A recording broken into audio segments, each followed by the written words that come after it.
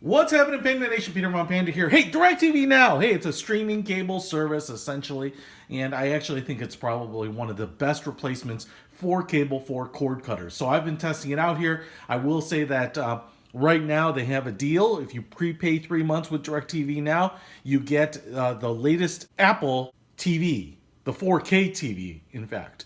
Or if you prepay 1 month, you get the Amazon Fire Stick, so which I actually think is a really great device too. But just something to keep in mind. So DirecTV Now, I subscribed. It's via AT&T. I've got it running on this Amazon Fire Stick and the remote for it here. So just kind of keep in mind that this remote control might be a little different from the one you use. So we'll just go ahead and open it here, and I kind of want to show you a detailed tour of a lot of the things that I actually think are impressive about it and different than the Sling TV and things to keep in mind.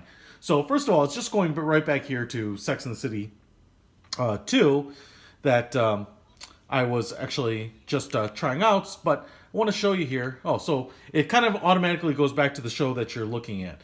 Now, if I hit the up button on the remote here, when it loads, I can go up here to guide, and this is the channel guide that is very much like the channel guide that you're used to on cable. The other thing that you can kind of see is in the background here, it is continuing to play the show that you're on, the channel that you're on, and the audio is coming through, which I really like because it doesn't stop it, and so you're not scrolling for something else and losing the channel. It feels very much like cable, and so if I scroll down here, and go to something else like TMZ, and I hit it, the other thing that I really like is you get this little kind of purple status bar in there, which is how it works. But if I hit it, it automatically auto plays, as opposed to on Sling TV, it'll load the information page and you actually have to hit watch. Now, I noticed that the autoplay loading is pretty quick, but sometimes it kind of goes down into low def like this. A few seconds later, it kind of hits its stride and goes into high def. Just something to keep in mind. But I really like that it autoplays because that is a very similar experience to cable. And so I like that it's replicating that. Now, I will say here is if I hit like the center button here, we get some controls, but you'll see there is nowhere to record it, and that is because DirecTV does not have DVR capabilities. Now, it's funny because it's March 2018, and apparently some people are getting it in beta. I don't know when that's going to get rolled out widely. I've heard that it's actually only 20 hours of DVR, I think, included tentatively, and then it's something like 50 or 100 for $10 a month. So who knows what the actual DVR capabilities will be, but it's kind of a bummer right now that it's not there. And in some ways, it could be a deal breaker for people. Now, there is on demand, and there is some quirks with on demand. There's some kind of quirks with rewinding here that we'll get into too. All right, so the thing I really like about this, though, is if I hit this back and we're watching TV and I hit the middle button here, we get the controls. You can see that the pause button is lit up. So if I turn it on and hit pause, I love that I can pause streaming TV and that I can actually restart it at my leisure. So that is something that you can't do on Sling TV in most cases. For whatever reason, I don't know if it's the licensing that they have with the providers, they don't allow you to pause it. And sometimes they list it by channel. Hey, you can't pause on this channel. But it is what it is. Now, Sling TV also has some restrictions with Disney and ESPN and ABC channels where I don't think you can DVR those. So there's obviously some quirks across both of them. But in this case, I love the fact that you can pause it, you can go grab a drink, take a phone call, all that stuff, and then kind of pick up right where you left off. Now, this brings me up to a quirk, is if once I get back here, you'll see there's no fast forward or fast forward or rewind on this particular channel. So even though now I have paused it and probably am behind 30 seconds or so, I can't actually catch up. Now, one of the things I want to do here is go back to guide and see if I can find another channel, because this is not always the case. So if I go to comedy here, we go to The Office, it'll load.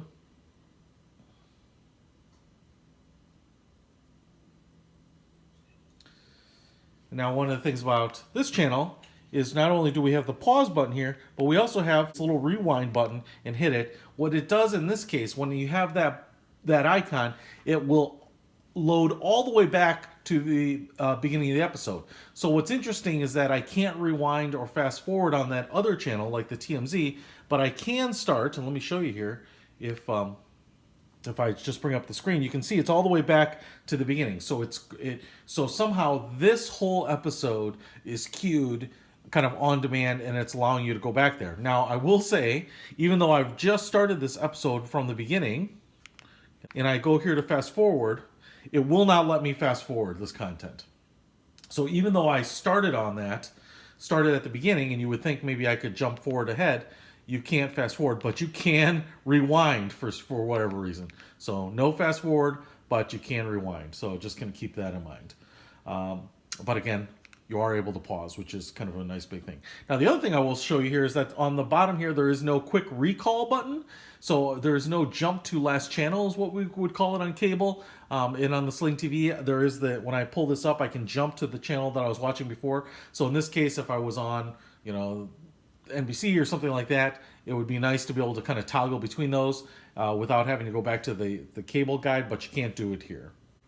The other thing I will say is that as I'm watching this, it's a little bit funny on how the controls work. If I scroll down here, what I get is the other channels or the other shows that are currently on. So Phantom works on Velocity. Love that show. But if I scroll up, what I get is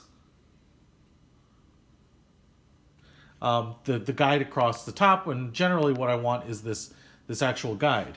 What is a little disappointing is it's not super easy to jump to the guide itself.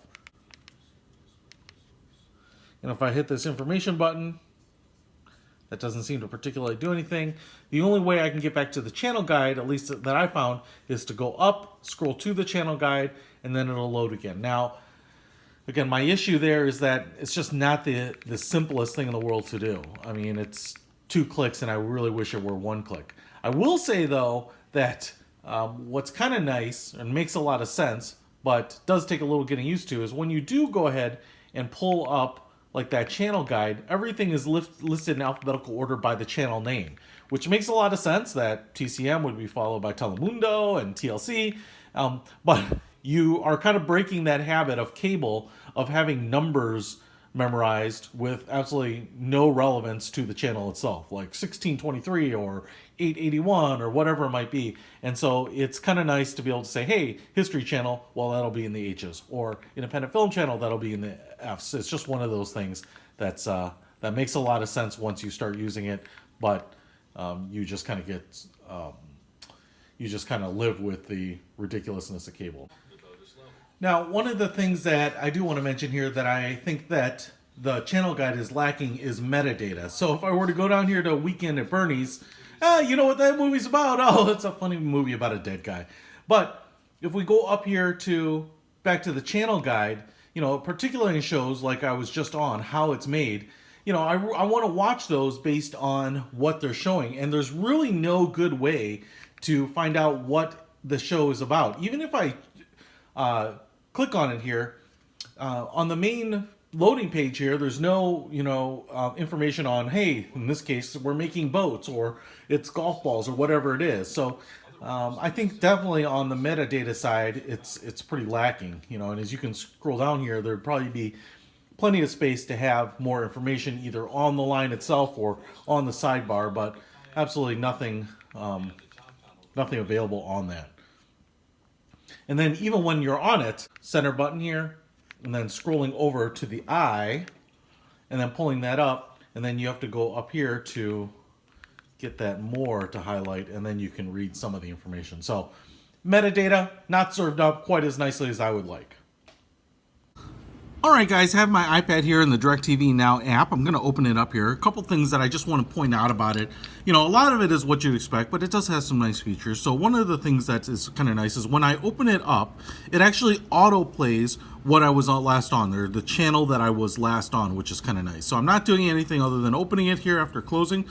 We're getting the status indicator, which is like this flux capacitor warp coil looking thing. And it'll auto-load it, and that's kind of nice. And so you don't have to do anything. You get this big floating screen, and then you can scroll down and continue watching, looking at other things. It does take a little bit of time to load because I'm way in the corner of the house here where not necessarily getting a great signal. So that's kind of a nice little feature. The other thing I can do here is go up to guide, right up here at the top, and I do get, that channel guide, which I really, really like. Now, obviously, if I pick something on the channel guide, it's going to open. And this brings me to my second point here about what you can do with it. Now, what you can see is I've got that running and I have all those other things down below. If I hit the home button right now, it's going to disappear on me, right? If I go back, it should take a second to reload it. Kind of treated it like closing it. However, if I let it load here and then I tap on the screen and I go down here to these maximize buttons, the window buttons here, and maximize it out, you'll also notice here that I can AirPlay this to my Apple device. Now that it's maximized and taken up the whole screen, I don't have any of that other app guide stuff. If I hit the home button here now, I will get picture-in-picture. So the great thing about this over the Sling TV app is not only can I control the size of the picture-in-picture because it's stock iPad functionality, but now I can go ahead and do other things, keep watching a show without having to do a split screen. And so this is really, I think, really powerful for people who want to be casual TV watchers and do everything on one device. So that is pretty awesome. This is probably one of the best features of it, to have that picture-in-picture feature. Then obviously you can go right back. If you go ahead and close the full screen piece, again, you hit that home button, it's going to close it out. So a couple of cool things I really like about the DirecTV Now app, and I think it's definitely worth picking up. Of course, the big trade-offs, as I said, is that you get terrible metadata in the DirecTV Now app. There's no DVR. Rewind Fast-Forward is a little weird. Sling TV doesn't have quite as many channels, but they do have the DVR, which is really helpful. But then again, you can't picture-in-picture Sling TV. So those are some of the initial call-outs I'll make between the two, and you just have to figure out which one fits your needs best. But check it out. I'll put a link to everything below that I demoed here, including the Amazon Fire Stick, which I demoed earlier, DirecTV Now, as well as some of the other devices that you can stream on. Peter Von Panda out.